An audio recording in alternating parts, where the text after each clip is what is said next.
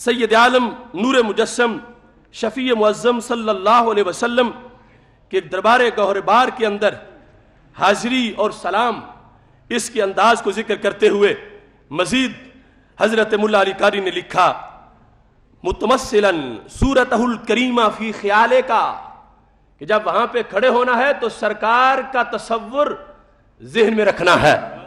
کتنا اچھا تصور ہوگا، آپ کے مقدس چہرے کا تصور ذہن میں رکھنا ہے اور اس کو سامنے رکھ کے تم نے سلام کہنا ہے. اور کیسے کہنا ہے؟ مستشعرم بانہ علیہ الصلوۃ والسلام عالم بحضور کا، یہ یقین رکھ کے تم سلام کہو کہ سرکار کو پتہ ہے کہ غلام حاضر ہو گیا ہے. مستشعرم بانہ علیہ الصلوۃ والسلام عالم بحضور کا، تیرے حضور، تیری حاضری، تیرے حاضر ہونے پر سرکار واقف ہے کہ تم کہاں سے چل کے آئے ہو. سرکار تجھے جانتے ہیں. وقیامے کا، سرکار تیرے قیام کو بھی جانتے ہیں. وسلامے کا، تیرے سلام کو بھی جانتے ہیں. ان ساری چیزوں کا یقین رکھ کے کہا وہاں پہ کھڑا ہونا ہے. اور اس کی شرح کے اندر امام مکی لکھتے ہیں بل بجمیع افعال کا و احوال کا و ارتحال کا و مقام کا، فرمایا سرکار یہ بھی جانتے ہیں کہ کہاں سے آیا ہے، کس رستے چل کے آیا ہے، اور کن کن کو پیچھے چھوڑ کے آیا ہے، کن کن کو ساتھ لے کے آیا ہے. یہ ساری چیزیں ذہن میں رکھ کے وہ سلام کہے کہ میرے محبوب علیہ السلام میرے سارے کاموں پہ واقف ہے، میری حالتوں پہ بھی واقف ہے، جو بولوں وہ تو رہ گیا، جو دل میں ہے اس پہ بھی واقف ہے. ان ساری چیزوں کا عقیدہ حضرت مولا علی قاری رحمۃ اللہ علیہ نے اور امام مکی نے اس کو پیش کیا اور اس انداز میں کہا کہ تم یہ سمجھو کہ میں یقیناً سرکار کے سامنے موجود ہوں.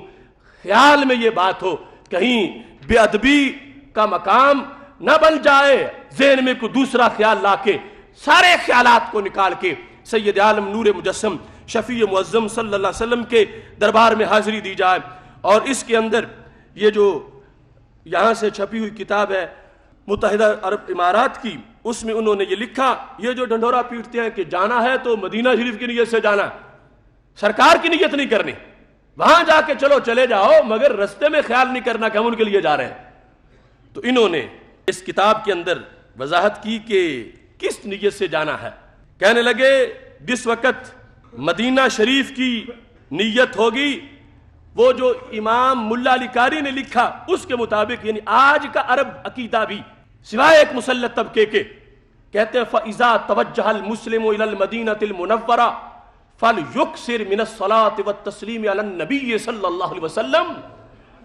جس وقت نیت کر کے چلا عاشق مدینہ شریف کی طرف، اسے کثرت سے درود و سلام پڑھنا چاہیے، کثرت سے درود و سلام پڑھنا چاہیے.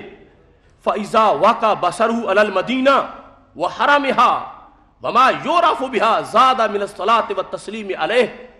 جس وقت نگاہ پڑے مدینہ شریف پر، مدینہ شریف کے پہاڑوں پر، مدینہ شریف کے درختوں پر، تو فرمایا درود و سلام زیادہ پڑھنا شروع کر دے، مزید درود و سلام پڑھے. وَسَأَلَ اللَّهَ تَعَالَى أَن يَنْفَعُ بِهَذِهِ الزِّيَارَةِ وَأَن يَقْبَلَهَا مِنْهُ، اور ساتھ دعا مانگتا جائے کہ رب میری زیارت قبول ہو جائے، مجھے اس سے فائدہ پہنچے. اور اس میں انہوں نے بھی لکھا وَيَسْتَحِبُّ أَن يَغْتَسِلَ قَبْلَ دُخُولِ الْمَدِينَةِ، مستحب ہے کہ پہلے غسل کرے، مدینہ شریف داخل ہونے سے پہلے غسل کرے، اور پھر اس کے بعد وہ مسجد نبوی شریف میں جائے اور یہ دل میں سمجھے وَيَسْتَحْضِرُ فِي قَلْبِهِ شَرْفَ الْمَدِينَةِ، اپنے دل میں مدینہ شریف کا جو شرف ہے اس کو حاضر رکھے کہ میں عام شہر میں داخل نہیں ہو رہا، میں خاص شہر میں داخل ہو رہا ہوں.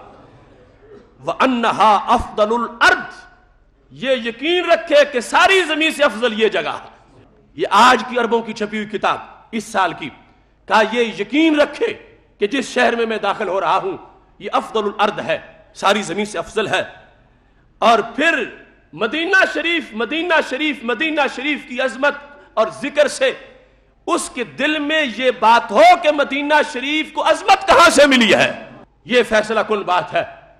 دوسروں نے کہا جانا ہے تو صرف مدینہ شریف، پہلے تو ضرورت ہی نہیں ہے، حج کا رکن نہیں ہے، جانا ہے تو نیت مدینہ شریف کی ہوگی. اور رستے میں درود و سلام اور رونا نہیں ہے، تواضع نہیں کرنی، ان کا یہ درس ہے۔ اور ادھر یہ کہتے ہیں وَإِنَّمَا شُرِّفَتْ بِسَاكِنِهَا الَّذِي هُوَ خَيْرُ الْخَلَائِقِ، کہ ہم جو کہہ رہے ہیں کہ مدینہ شریف ساری زمین سے افضل ہے، افضل کیوں ہے؟ فرماتے ہیں اس میں وہ جلوہ گر ہیں جو ساری مخلوق سے افضل ہیں۔ انما شرفت بساکنہا، اس کو شرف ملا اس ذات سے جو اس میں ساکن ہے، جو رہائش پذیر ہے، جو رہتے ہیں اس میں، اس ذات سے مدینہ شریف کو شرف ملا۔ اب بتاؤ نیت سرکار کی نہ ہو تو مدینہ کی کیسے پوری ہو جائے گی؟ مسجد نبوی شریف تو مسجد نبوی شریف رہی، خود پورا مدینہ جو ہے مدینہ منورہ، اس کے بارے میں کہا انما شرفت بساکنہا، اس کو شرف دیا گیا جو مدینہ شریف میں ساکن ہیں ان کی وجہ سے، الذی ہوا خیر الخلائق، جو رب کی ساری مخلوقات سے افضل ہیں، کیونکہ وہ مدینہ شریف میں رہنے والی ذات ہے۔ اس بنیاد پر یہ یقین رکھو کہ میں سب سے افضل جگہ پہ جا رہا ہوں۔ یہ رب ذوالجلال کے فضل و کرم سے آج بھی حقائق بولتے ہیں، اور آج بھی اہل محبت وہاں جو حجاز مقدس میں ہیں انہی کا بھی یہ عقیدہ، ان کا بھی یہ، دوسرے لوگوں کا بھی۔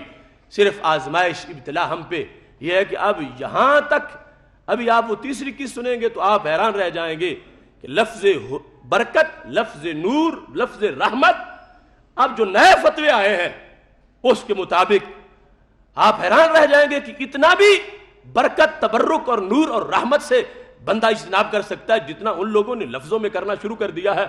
یہ سلام دے کر بھیجنا جو کہ پوری امت مسلمہ کا آج بھی معمول ہے، اور خود اس طبقے سے منسلک لوگوں کا بھی معمول ہے، لیکن اس کو ناجائز لکھ کے اب نئے سرے سے نئی شریعت کی طرف معاذ اللہ لوگوں کو متوجہ کیا جا رہا ہے۔